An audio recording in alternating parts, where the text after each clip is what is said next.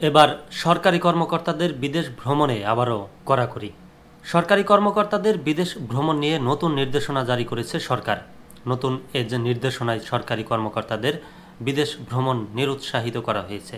একই সঙ্গে অপরিহার্য জাতীয় স্বার্থ ছাড়া একই সঙ্গে বিদেশ ভ্রমণ না যেতে বলা হয়েছে। বুধবার স্বরাষ্ট্র মন্ত্রণালয়ের দায়িত্বশীল সূত্র এ তথ্য নিশ্চিত করে। এর আগে ৯ ডিসেম্বর অন্তর্বর্তী সরকারের প্রধান উপদেষ্টার কার্যালয় থেকে এ সংক্রান্ত একটি পরিপত্র জারি করা হয়। বিদেশ ভ্রমণ সংক্রান্ত ওই নির্দেশনায় বলা হয়েছে, সাধারণভাবে বিদেশ ভ্রমণ নিরুৎসাহিত করা হবে। বছরের সম্ভাব্য বিদেশ ভ্রমণের একটা তালিকা জানিয়ে রাখতে হবে। বিদেশ ভ্রমণের জন্য মন্ত্রণালয় ভিত্তিক ডাটাবেস তৈরি করতে হবে। প্রধান উপদেষ্টার কার্যালয়ের কাঠামো তৈরি করে দেবে এবং এর তথ্য সংরক্ষণ করবে।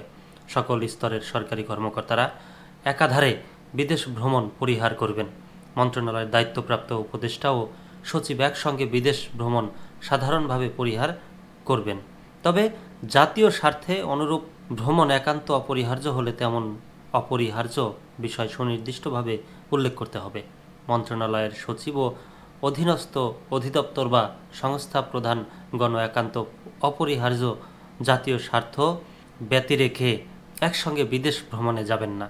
বিদেশে অনুষ্ঠিতব্য সেমিনার, ওয়ার্কশপ ইত্যাদিতে অংশগ্রহণের জন্য উপদেষ্টা ও সচিব পর্যায়ের কর্মকর্তাদের অংশগ্রহণের প্রস্তাবের ক্ষেত্রে আমন্ত্রণকারী কর্তৃপক্ষ কোনো পর্যায়ের কর্মকর্তাকে আমন্ত্রণ জানানো হয়েছে এবং অপরাপর অংশগ্রহণকারী দেশ থেকে কোনো পর্যায়ের কর্মকর্তারা তাতে বিদেশ ভ্রমণের প্রস্তাব পেশের সময় ভ্রমণের প্রয়োজনীয়তা এবং প্রস্তাবিত কর্মকর্তার ওই কার্যক্রমে সংশ্লিষ্টতা ও উপযোগিতার বিষয়ে উল্লেখ থাকতে হবে।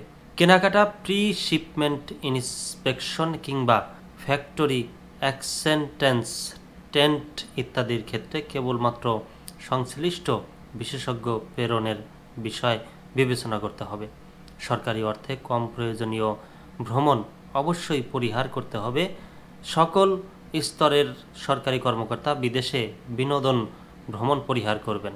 সরকারি কর্মচারীরা দীর্ঘমেয়াদী শিক্ষণ ছুটিতে যাওয়া পরিহার করবেন। বিদেশ ভ্রমণের প্রস্তাব পাঠানোর ক্ষেত্রে প্রস্তাবিত কর্মকর্তার পূর্ববর্তী 1 বছরের বিদেশ ভ্রমণের বিস্তারিত সংযুক্ত করতে হবে।